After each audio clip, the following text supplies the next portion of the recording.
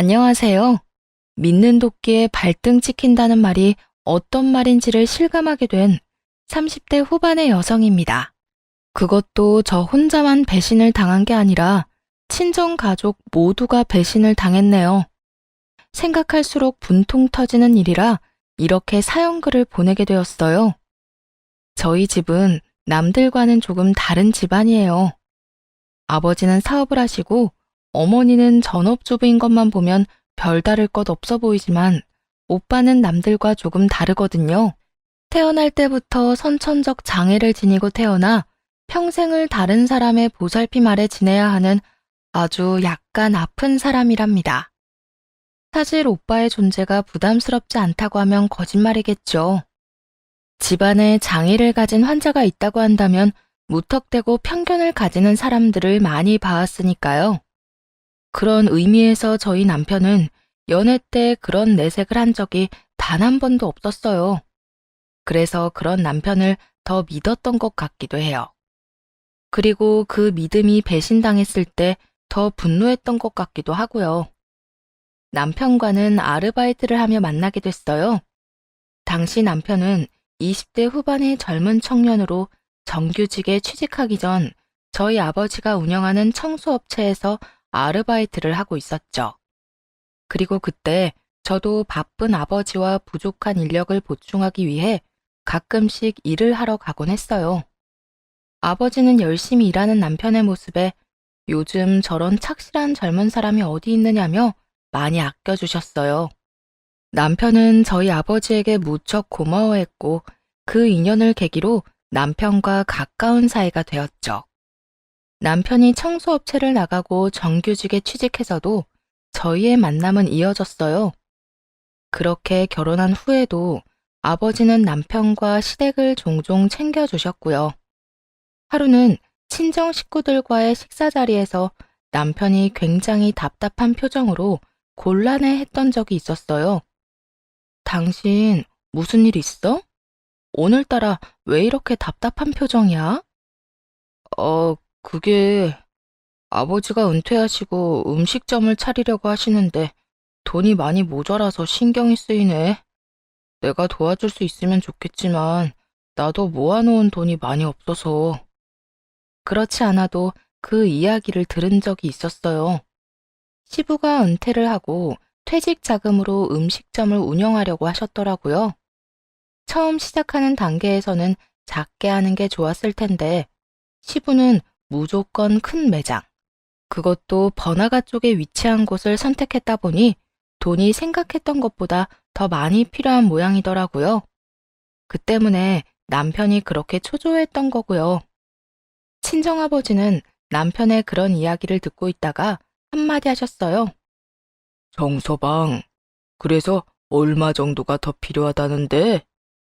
한 5천만 원 정도는 필요한 것 같더라고요.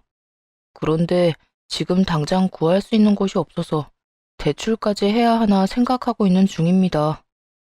확실히 5천만 원이면 큰 돈이었어요. 그렇다고 제가 해줄 수 있는 돈도 아니니 그냥 듣고만 있었죠. 그런데 갑자기 저희 아버지가 그러더군요. 많이 힘들면 내가 빌려줄까? 금액이 커서 그냥 빌려줄 수는 없고 차용증 쓰고 기한 명시해서 갚는 걸로 어떤가? 솔직히 크게 놀랐어요. 아무리 장인과 사위관계라고 하더라도 5천만 원이나 되는 큰 돈을 그렇게 한 번에 빌려줄 거라고는 생각도 못 했거든요. 사실 저희 집을 마련할 때도 아버지가 많이 도와주셨는데 시댁 사정까지 생각해서 돈을 빌려준다니 남편 입장에서 보면 감사한 일이었죠. 남편은 감동을 받았는지 아버지에게 장인어른 감사합니다 하며 몇 번을 고개를 숙였는지 몰라요. 이런 일이 있을 정도로 남편과 저희 아버지의 사이는 돈독했어요.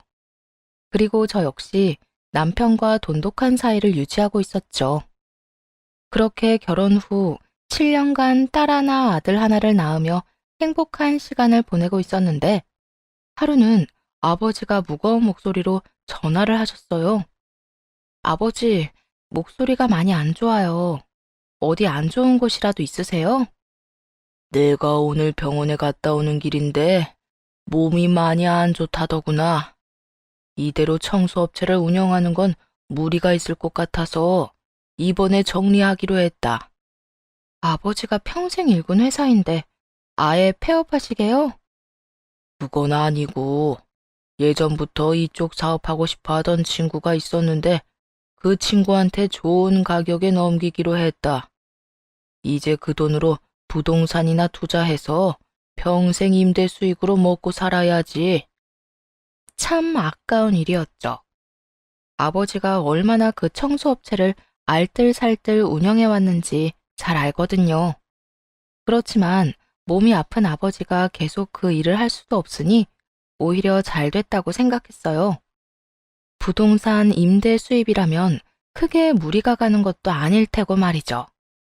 그래서 아버지의 새 출발을 축하해드렸고 이 일에 관해서는 정말 감쪽같이 잊고 지냈어요.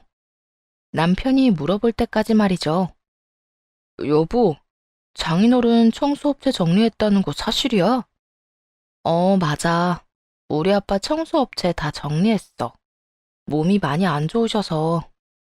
그렇게 이야기하자 남편이 뭔가 혼자서 중얼거리더군요. 그럼 그게 사실이었구나. 응? 뭐가? 아니야, 아무것도.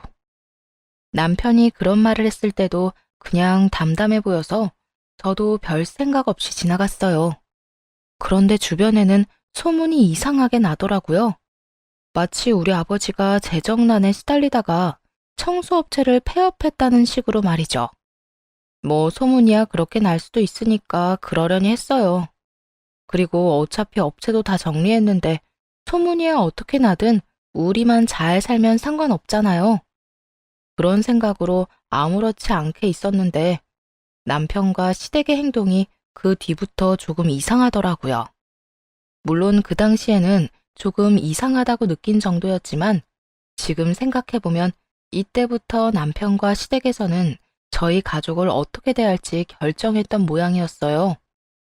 그 결정을 처음으로 실감했을 때가 바로 오빠의 생일이었죠. 오빠가 장애를 가지고 있는 탓에 저희 가족은 오빠를 조금 과보호하는 경향이 있었어요.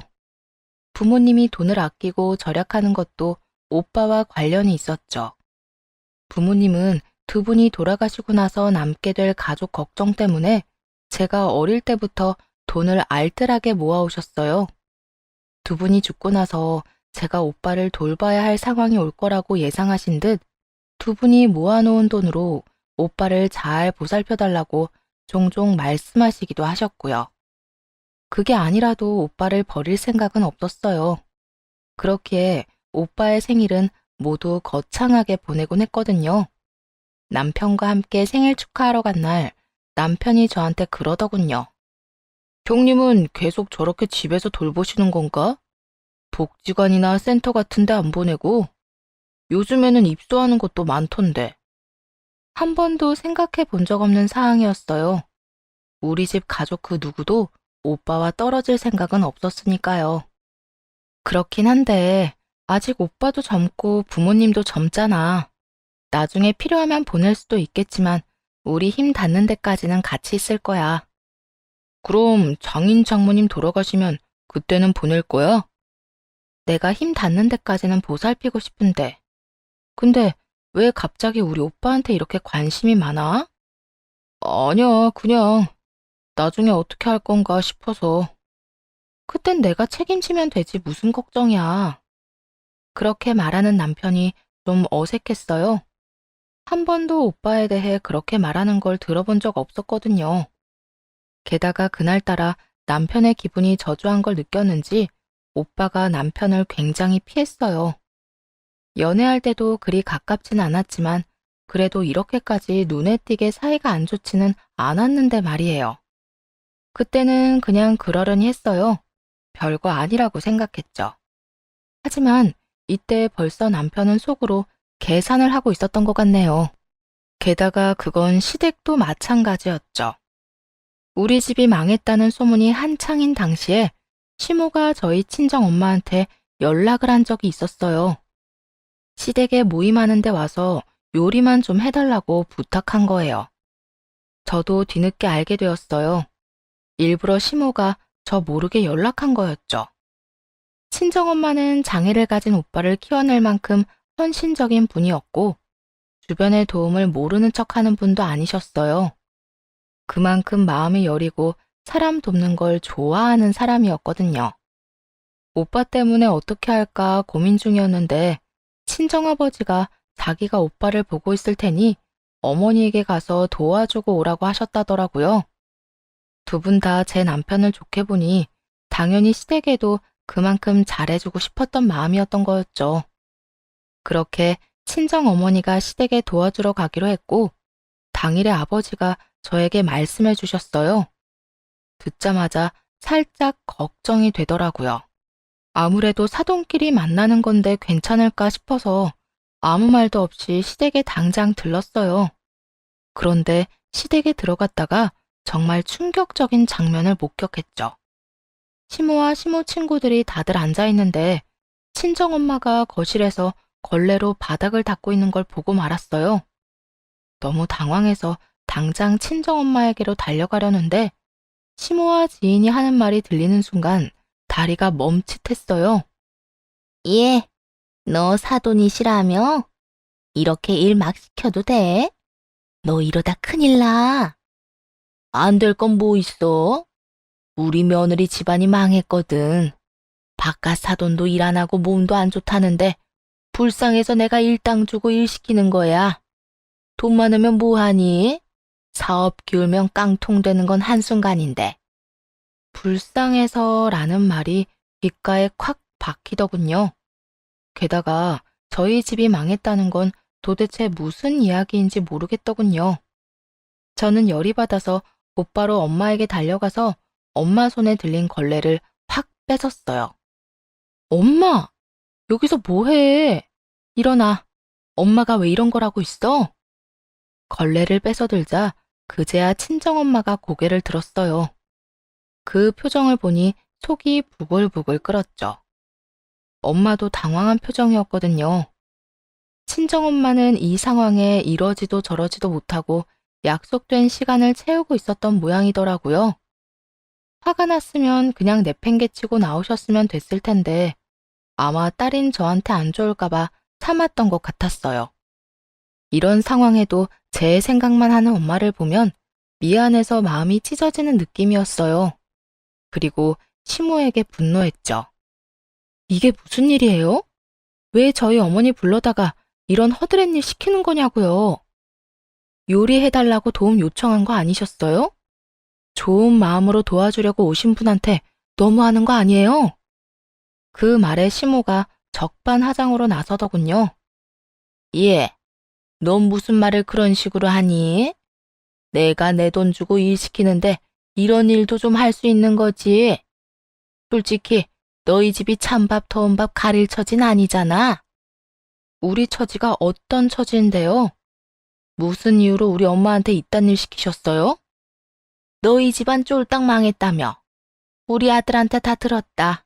어쩜 너는 그런 걸 숨기고 있을 수가 있니? 동네에 소문이 파다해. 너희 아버지 쫄딱 망해서 폐업했다고. 그래놓고 꼴에 지금 자존심 세우는 거냐? 그 소문을 다른 사람도 아닌 시모가 철석같이 믿고 있다는 것에 정말 헛웃음이 다 나더군요. 지금 우리 집 망해서 폐업했다고 이런 짓을 한 거라고요? 우리 집이 망했으면 망했지. 왜 우리 엄마한테 허드렛 일을 시켜요? 이게 사돈을 대하는 태도예요? 제가 그렇게 따지자 시모가 가방에서 봉투를 하나 꺼내더니 저와 친정엄마 가슴에 그 봉투를 툭툭 치면서 아주 기고만장한 표정으로 말했어요. 집이 망했으니까 돈 받아 먹으려고 여기까지 왔겠지? 아니, 너는 진짜 웃기네. 집이 망했는데 자존심 세운다고 뭐 돼? 이것도 감지덕지지. 도와줘도 난리야. 너 이러는 거 하나도 좋은 거 아니다. 현실 파악을 해야지, 현실 파악을.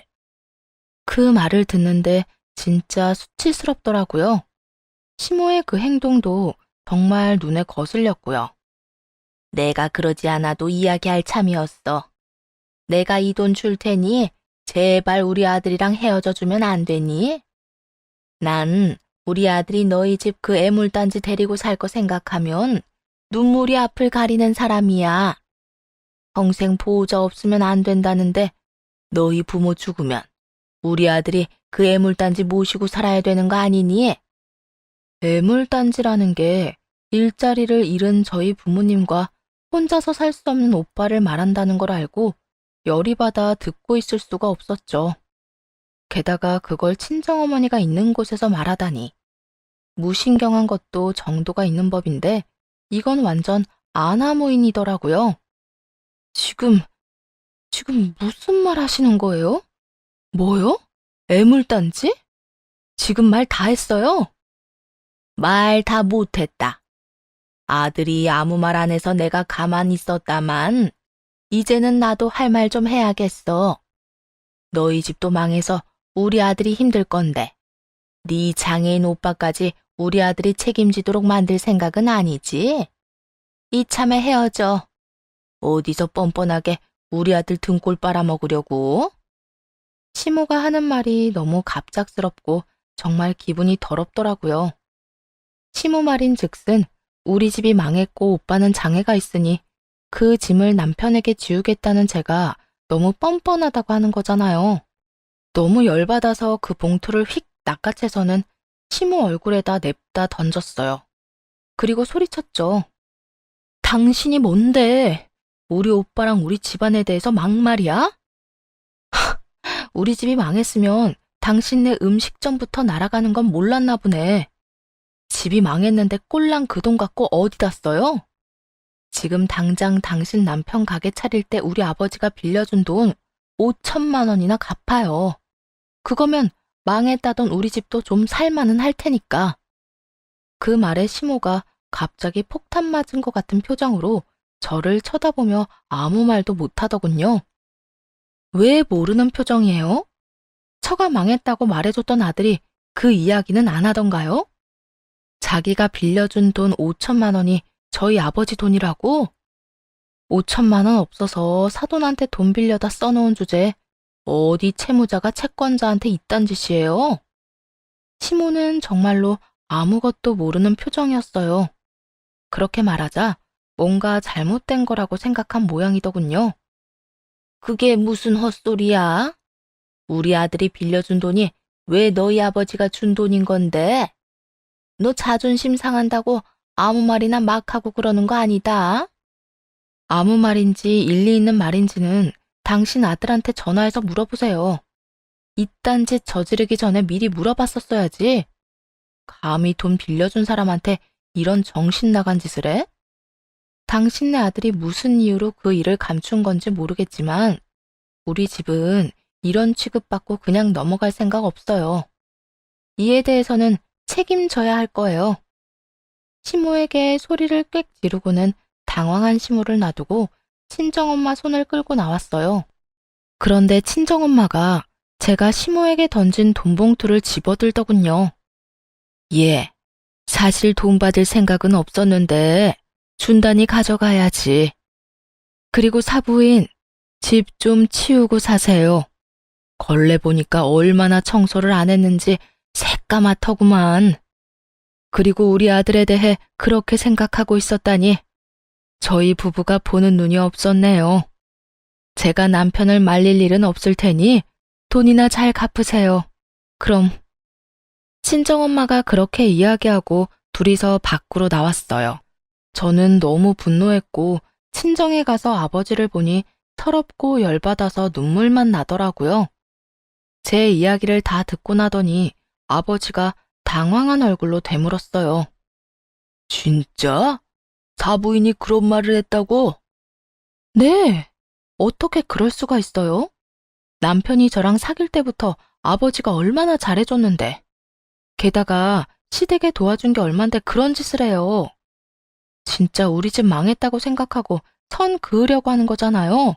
헤어지라니.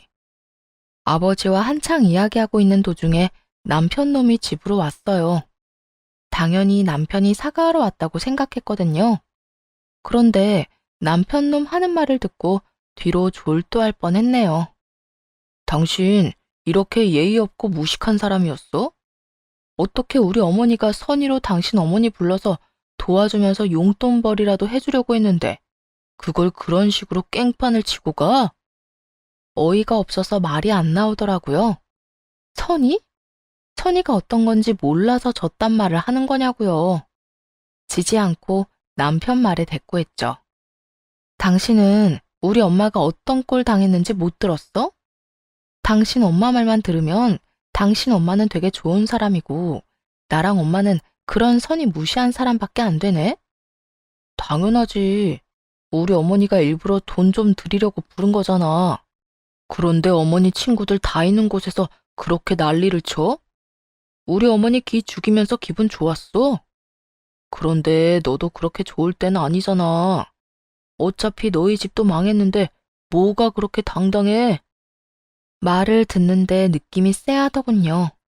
이 인간이 저를 이렇게 사지로 내모는 꼴이 뭔가 목적이 있어서 그러는 것 같더라고요. 시모가 한 말들도 가만히 생각해보면 목적이 있어 보였어요. 그래서 남편 놈이 뭘 원하는지 들어보기로 했죠. 내가 당당하지 않으면? 지금 당장 우리 집이 망했대도 네가 이러면 안 되지. 우리 아버지가 너한테 해준 게 얼만데? 그러니까 우리 엄마가 도와주려고 장모님 부른 거잖아. 그걸 이딴 식으로 갚는 거 보니 진짜 진절머리 난다. 내가 생각해봤는데 다 필요 없으니까 우리 이혼하자. 장인어른이 빌려준 5천만 원도 돌려주고 합의 이혼하면 1,000만 원 위자료로 떼줄 테니까 이혼해. 이혼 이야기를 듣는데 정말 황당하더라고요. 이게 진짜 제가 알던 남편인가 싶었죠. 너 그거 진심으로 하는 말이야? 이혼? 네가 지금 이혼을 하자는 거야? 게다가 너희 엄마가 우리 엄마한테 이따위로 굴었는데 합의? 진심이 아니면 내가 이런 말할 필요도 없지. 어차피 너희 집 다 망했고 그 와중에 내가 떠맡을 거 생각하니까 도저히 안 되겠어. 누군들 집 맡아서 고생하고 싶겠어. 장인어른 사업이라도 잘 되고 있었으면 모를까. 다 망한 판국에 내가 뭐하러 이 결혼을 유지해야 해? 그 이야기를 듣는데 정말 하늘이 노래지더군요. 미친 소리를 아무렇지 않게 짓거리는 남편놈을 보며 그야말로 충격을 받을 대로 받았죠. 그럼 그동안 나랑 살았던 이유가 우리 아버지 돈 때문이었어? 너 지금 그런 의도로 말한 거 맞지? 그리고 우리 가족이 왜 짐이야? 누가 너더러 책임지라고 했어? 내가 떠넘겼냐고. 돈이라도 있으니까 너랑 만난 거지. 아니면 누가 너 데려가? 길거리 지나다니는 아무나 붙잡고 물어봐. 처갓집 어른들 다 돌아가시면 당신네 그 장애 형님은 당신이 어차피 돌봐야 할 거 아니야. 장애인 돌보는데 돈은 한두 푼 들어? 그리고 책임은 진짜 오만정이 다 떨어지더군요. 아버지 돈이 있었기에 우리가 결혼할 수 있었고 우리 오빠를 그냥 봐줄 수 있었는데 이제 아버지가 돈이 없다고 생각되니 책임지기 싫어서 모두를 다 버리겠다는 심보가 너무 고약하잖아요. 진짜 구역질이 날 만큼 기분이 더러웠어요. 남편놈은 이혼을 강력히 원하고 있었고 무조건 합의 이혼을 하자는 입장이었어요. 물론 자기들도 잘못했다는 생각이 있으니 위자료로 1,000만 원은 주겠다는 말을 했던 거고요. 게다가 저 행동들의 밑바탕에 깔린 것이 모두 우리 아버지가 망했다는 오해 때문에 벌어진 일이라는 걸 알고 나니 순간 그냥 이혼해야겠다 싶었네요. 만약 지금 이렇게 오해로라도 이 인간의 진심을 알지 못했다면 아마 진짜 힘든 순간에 저의 가족은 버려졌을 걸 생각하니 소름이 돋았고요. 자네가 진짜 이럴 수가 있는 건가? 어떻게 우리한테 이럴 수가 있어? 우리가 자네한테 얼마나 잘해줬는데. 남편의 진짜 얼굴에 분노한 건 아버지도 마찬가지였어요. 아버지는 그렇게 잘해줬던 사위가 이런 식으로 뒤통수 칠 줄은 몰랐던 것 같더라고요. 하긴 저도 몰랐는걸요. 잘해주셨으니까 위자료 드린다고요. 그 정도면 됐잖아요. 그리고 5천만 원도 곧 돌려드릴게요. 남편 수중에 그만한 돈이 없다는 건 잘 알고 있었어요. 그 돈을 어떻게 마련할지 궁금하기도 했지만 따로 묻지 않았죠. 그렇게나 잘해주던 아버지에게 저런 싸가지 없는 소리를 한 남편과 더 이상 대화도 섞고 싶지 않았거든요. 이제 남편의 모든 진면목을 알아버렸으니 굳이 이 결혼 생활을 유지하고 싶지도 않았고요. 게다가 남편이 아버지가 투자한 것들에 대해 알기라도 하면 오히려 이혼을 안 하겠다며 욕심낼까봐 그냥 쿨하게 이혼하기로 했네요. 대신 아이들 친권과 양육권은 제가 갖고 오고요. 그렇게 깨끗하게 합의하고 이혼하기로 결정했죠. 이혼 과정 내내 남편에게 아무 말도 안 했어요. 사실 이때쯤에는 빨리 깨끗하게 남남이 되어야 한다는 생각밖에 없었거든요. 사실 이혼 이야기 나오기 직전에 아버지가 제 이름으로 땅을 하나 사둔 게 있으셨는데 그걸 남편이 알까봐 조마조마했거든요. 알고 나서 이혼 못 해주겠다고 하면 곤란하잖아요. 그런데 남편은 제가 그렇게 깔끔하게 이혼해주는 게 이상한 모양이었는지 그 사이에 몇 번이고 저한테 묻더군요. 당신 진짜 이혼하는 거 맞지? 나중에 딴소리하기 없기야.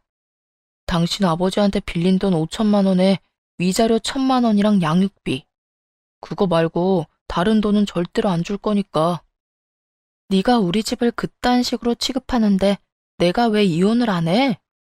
네 엄마도 우리 엄마 데려다가 허드렛 일 시키고 내 오빠를 대놓고 짐덩어리 취급까지 했는데 안 해줄 이유가 없지. 그런데 왜 이렇게 담백해? 너 1,000만 원밖에 못 갖고 나간다고. 우리 집 어차피 반반하지 않았어? 그것도 줘야지. 그거 다 받아서 나도 재테크해서 돈 벌어서 살 거야. 남편은 주식과 투자를 무척 좋아했는데 제가 그렇게 말하자 코웃음을 치며 비웃더군요. 네가 무슨 재테크야. 그게 그렇게 쉬운 줄 알아? 하긴 너 매번 돈 잃는 거 보니 쉽진 않겠지. 누가 알아? 나한테 그런 소질이 있을지. 사실 이런 말을 한 건 다 이유가 있어서였어요. 아무리 생각해도 이렇게 간단히 이혼해주는 건 너무 이 남자한테 좋은 일만 하는 것 같더라고요. 큰 코 한번 다쳐봐야 정신 차릴 것 같아서 밑밥 좀 깔아둔 거였죠. 그렇게 남편과는 아주 깔끔하게 헤어졌어요. 그리고 아버지는 투자했던 부동산을 운 좋게 생각지도 못한 아주 좋은 가격으로 팔 수 있었고요. 그걸 팔고 고급 주택을 지었어요. 사실 그렇게 과시욕이 있으신 분은 아닌데 우리가 망했다는 이야기를 듣고는 기분이 안 좋았나 봐요. 게다가 저도 이혼하고 애들과 함께 나왔으니 좋은 곳에서 지내게 해주고 싶었던 모양이었어요. 저는 그 주택을 이용해서 남편 염장을 지르기로 했어요. 일부러 SNS에 주택에서 느긋하게 있는 사진을 올리고 마치 투자로 돈 많이 벌어서 주택을 산 것처럼 꾸몄죠. 남편의 투자 심리를 자극하려고 말이죠. 뭐 제정신 바뀐 놈이라면 6천만 원 지출한 게 있으니 이런 거에 걸려들지 않겠지만 돈에 환장해서 결혼까지 했던 놈이니 걸릴 수도 있다고 생각했네요. 그리고 제가 원하던 소식이 들려오기까지 딱 이혼하고 1년이 지났을 무렵이었어요. 우리 엄마가 시모에게 소개시켜준 보험회사 직원이 있는데 그분이 우리 엄마에게 안부차 인사 왔다가 그 집 사정을 속속들이 전해줘 알게 되었네요.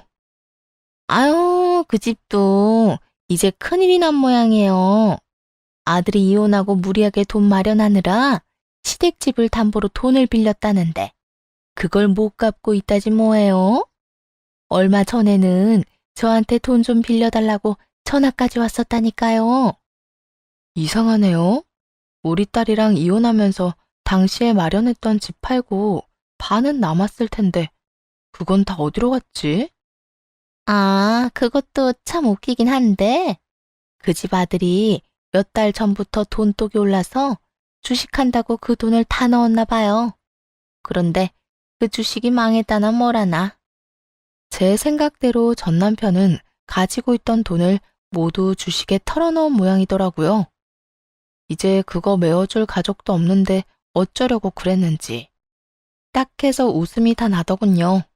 결혼했을 때는 저와 제 아버지 눈치를 보느라 주식 투자도 제대로 못한 모양인데 이혼하고 원 없이 탈탈 털어넣었나 보더라고요. 어쩐지 최근에 양육비가 점점 늦어지더라고요. 그런데 주식에 그 돈을 다 털어넣다니 돈독이 올라도 아주 심하게 올랐네요. 그것 때문에 그쪽 부모님도 곤란한가 봐. 집은 담보로 대출 걸려 있는 데다가 가게는 안 돼서 조만간 폐업을 하려는 것 같던데. 아들이 하도 집안에 있는 돈을 갖다 쓰니까 이제는 더 이상 막을 수도 없는 것 같고.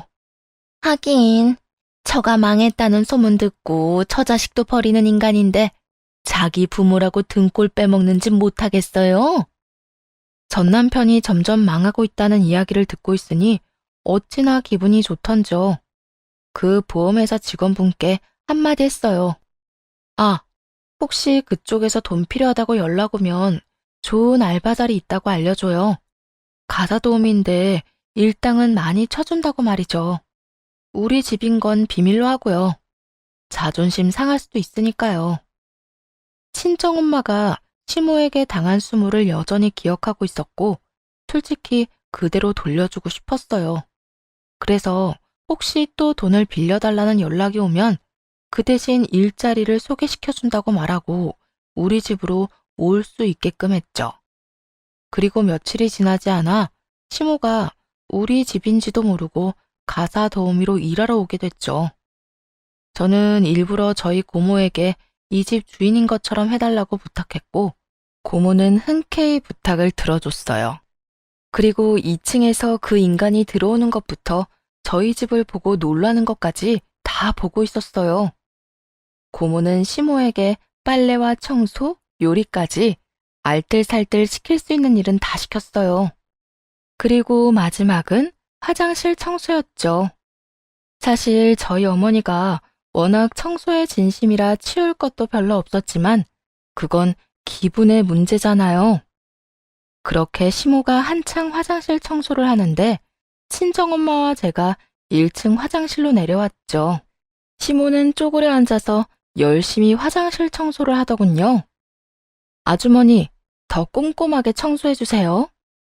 시모가 휙 돌아보고 저와 어머니를 보고는 화들짝 놀라 바닥에 엉덩방아를 찍고서 소리를 지르더라고요. 네가 왜 여기 있어? 무슨 말인지 모르겠네요. 여기 저희 집인데요? 여기에 가사 도우미로 일하러 오신 건 아주머니잖아요. 안 그래요? 여기가 너희 집이라고? 너희 집은 망했잖아. 아, 너 어디 돈 많은 남자라도 잡았어? 남자 꼬시는 재주는 알아줘야 한다니까. 그렇게 우리 아들도 꼬셔서 결혼해놓고는 이혼하고 너희들끼리 잘 산다 이거지? 이 집 사람들도 알아? 너희 집이 망했고 짐덩이 같은 너희 오빠도 있다는 거? 아주머니, 말 조심하세요. 재혼은 무슨? 여기 우리 아버지가 산 집이거든요. 애초에 우리 아버지 망하지도 않았는데 무슨 말이에요? 여기 사업체 정리하고 받은 자금으로 마련한 집이거든요. 그럴 리 없잖아. 너희 집 망했다는 거 내가 들었는데. 그럼 사업체 폐업한 거는 다 뭐야? 폐업이 아니라 정리해서 돈 받고 넘긴 거죠. 그 돈으로 재테크해서 이렇게 돈 벌고 있고요.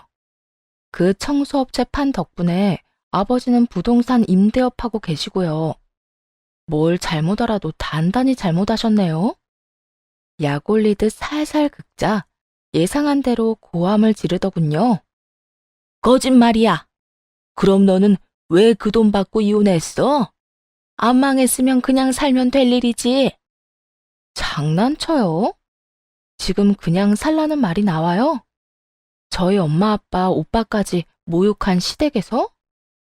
차라리 다행이라면 다행인 거죠. 그 인간이 먼저 이혼 요구해서 그놈 시커먼 속내를 일찍 알아채고 빠져나올 수 있었잖아요. 몰랐으면 죽을 때까지 우린 당신네들이 속으로는 그따위 나쁜 생각을 하고 있는지 몰랐을 테니까. 그제야 시모는 제가 왜 깔끔하게 이혼해 준 건지 알아챘더군요. 그러고는 노려보며 그러더군요. 그래서 너 열받는다고 나를 이렇게 일부러 부른 거야? 돈 필요한 건 아주머니잖아요. 가게도 망했다면서요. 그래서 불쌍해서 일당 주려고 불렀는데 왜 우리한테 난리예요? 이것도 감지덕지 아닌가요? 시모가 예전에 엄마에게 했던 말을 고스란히 돌려주며 비웃자 부들부들거리며 입술을 꽉 깨물더군요.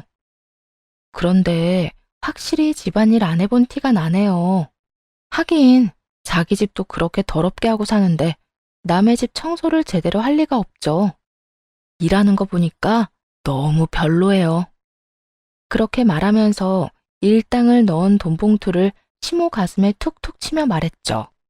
내일부터는 안 와도 되니까 애들 오기 전에 얼른 가주세요. 애들도 할머니랑 아버지 보는 거 싫어하거든요. 누가 자기 버린 아버지랑 할머니를 좋아하겠어요? 그 점은 이해하시겠죠? 했던 그대로 돌려주니 시모가 분노로 몸을 부들부들 떨더군요.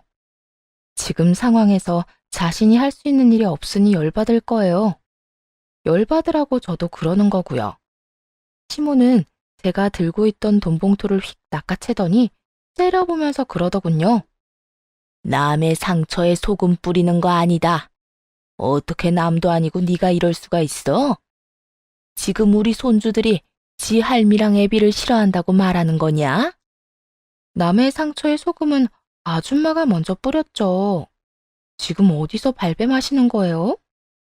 그리고 손주들이 걱정됐으면 애들을 한 번은 보러 왔었어야지. 애 아빠도 할머니도 애들한테 연락 한 번 없던 주제에 뚫린 입이라고 말은 잘하네요. 자존심에 상처를 크게 입은 모양이더라고요. 그러니 저한테 버럭 화를 내는 거겠죠. 솔직히 지들이 먼저 이런 짓 안 벌였으면 저도 이런 짓 안 했을 거예요. 먼저 다른 사람 가슴에 비수 꽂는 짓 해놓고 자기 상처 헤집었다고 제 탓할 거 뭐 있어요? 그냥 둘이서 하나씩 주고받은 거다 생각하면 되죠. 물론 제가 더 많이 돌려주긴 했지만요. 우리는 다 망해가는데 왜 너희는 잘 사는 거야? 그럼 5천만 원 안 받아가도 됐었잖아. 그거 주고 나서 우리는 그때부터 망하기 시작했는데 돈이 이렇게 많으면 위자료도 줄 필요 없었어. 그 5천만 원도 당신네들한테는 아까우니까 사실 위자료 1,000만 원도 우리가 당신네 아들한테 해준 거에 비하면 정말 세 발의 피만큼도 안 되는 돈이거든요. 은혜를 입고도 남 뒤통수 칠 생각만 하니까 자기 뒤통수 쳐맞는 거예요. 아시겠어요? 그렇게 말하자 시모는 더 이상 저와 대화를 나누지 않고 밖으로 나가버리더군요. 그걸 보는데 속이 다 시원하더라고요. 친정엄마가 받은 모욕감에 비하면 얼마 되지는 않지만 그래도 똑같이 되돌려줬으니 그것만으로도 다행이라고 생각해요. 그리고 가면서 그런 생각 한 번쯤 했겠죠? 이혼을 괜히 시켰다고 말이에요. 그 인간들이 죽도록 후회하도록 만드는 게 제 목표였거든요. 이제 시모가 열심히 전 남편에게 이 사실을 알려줄 테니 둘이서 배 아파 죽을 것 같은 기분 느끼는 걸 상상하며 즐거워할 일만 있는 거죠.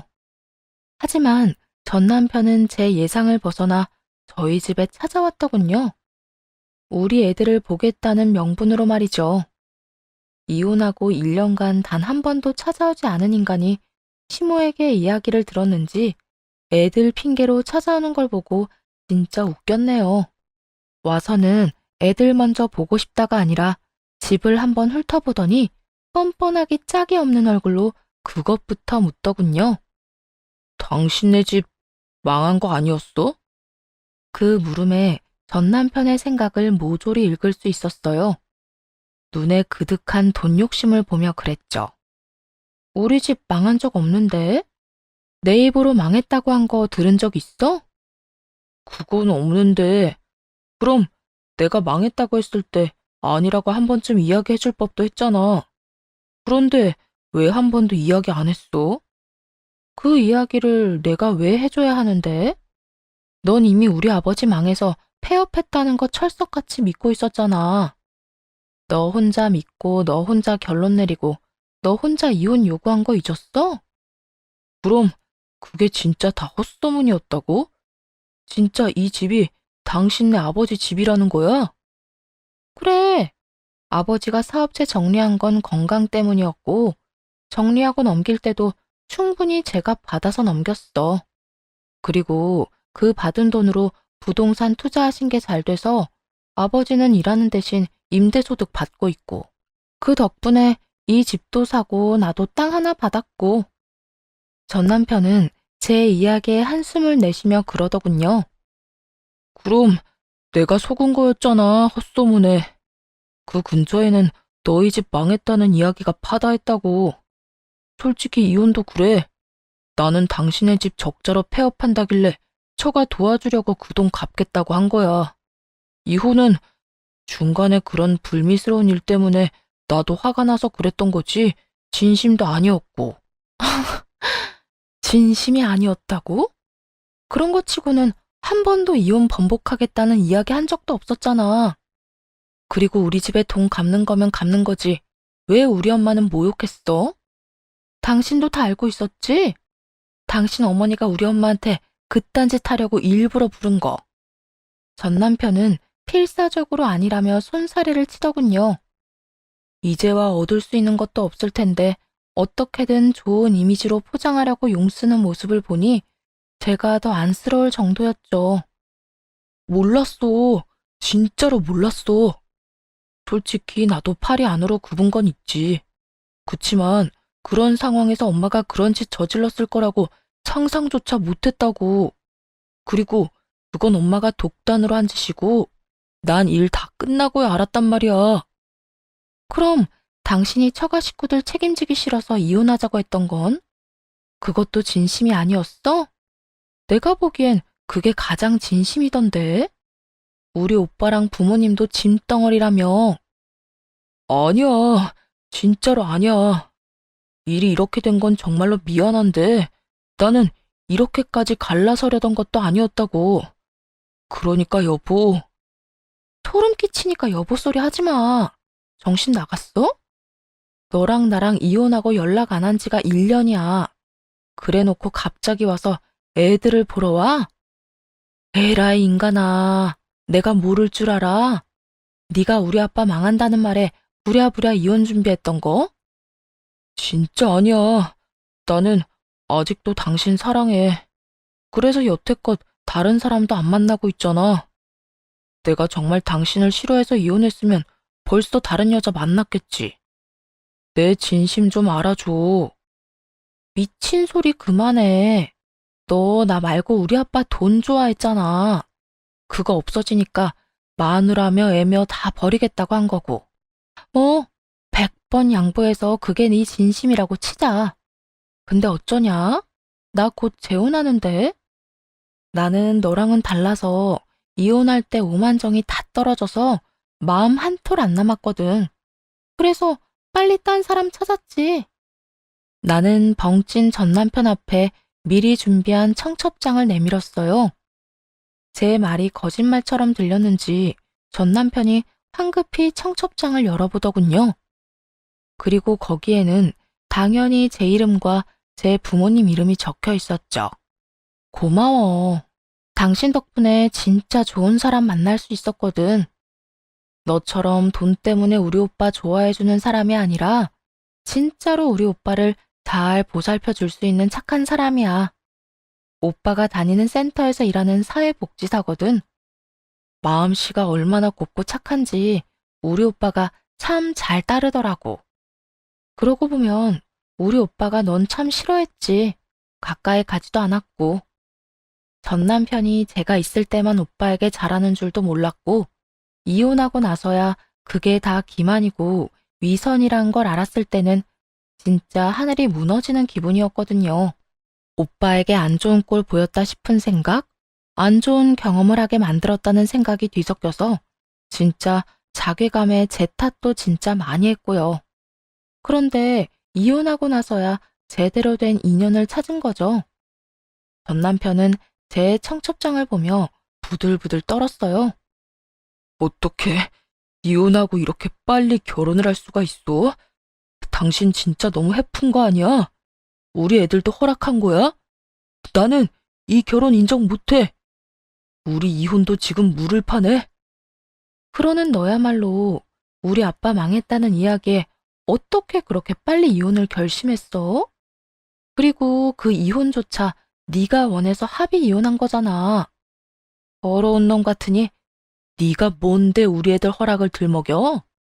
애들이 이혼하고 너 한 번도 안 찾아오는 거 보고 얼마나 실망했는지 넌 모르지?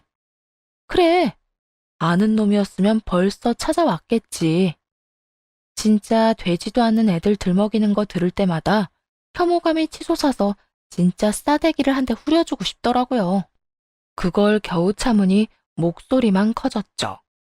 전 남편이 왜 찾아왔는지 이유를 알 것 같았어요. 저희 집이 멀쩡하다 못해 더 잘 사는 것 같아 보이니 다시 어떻게든 해보려고 온 거겠죠. 염치도 없고 뻔뻔하기 그지없는 인간이었어요. 그럼 난 어떻게 해? 내가 당신이랑 이혼한 건 실수야. 오늘 찾아온 것도 당신이랑 다시 잘해보려고 온 건데. 우리 이혼은 실수야, 실수. 실수는 무슨, 네 의견이었겠지. 그리고 우리 집 돈 때문에 다시 돌아오려는 거 내가 모를 줄 알아? 네 놈한테 정이 확 떨어져서 재혼 결정하는 것도 엄청 쉬웠거든? 그렇게 말하자 전 남편은 하늘이 무너지는 표정으로 쳐다보더군요. 돈 없어서 힘들다는 이야기는 소문으로 들었는데 이렇게 전초한테 찾아와서 비루하게 구걸할 정도로 안 좋은 건지는 몰랐네. 네가 염치라는 게 있으면 1년 연락 안 했을 때 계속 연락하지 말았어야지. 신랄한 말투에 전 남편이 저를 노려보더군요. 노려본들 하나도 안 무서웠어요. 제가 정말 무서운 건 저 인간이랑 이혼 안 하고 여태껏 함께 살고 있었을지 모르는 미래였으니까요. 10길 물속은 알아도 한 길 사람 속은 모른다더니 전 남편이 그런 생각을 가지고 있는 것도 모르고 행복하다고 여기며 살았던 제 과거가 무서웠네요. 우리의 이혼이 오해 때문이긴 했지만 그 오해가 아니었다면 저 인간의 진심을 알지도 못했을 거라 생각하니 소문내준 사람이 고맙기까지 할 정도였네요. 전 남편은 그렇게 더 이상 아무 말도 못하고 후회 막심한 표정으로 돌아갔어요. 이혼할 때 우리한테 들 돈을 계산하며 5천만 원 돌려주고 연끈 차고 생각했을 때는 이런 결과를 보게 될 줄 생각도 못했겠죠. 그렇게 저와 전 남편의 인연은 이렇게 끊어졌어요. 더 이상 연락조차 안 하고 살죠. 애들 때문에 딱 한 번 찾아와 놓고 제가 재혼한다는 소식에 더 이상 애들을 찾지도 않더군요. 저는 무사히 재혼을 했네요.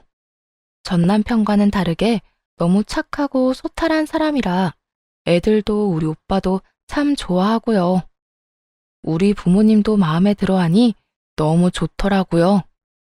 솔직히 이렇게 일찍 재혼하게 된 것도 전 남편에 대한 배신감이 너무 커서 그런 거였죠.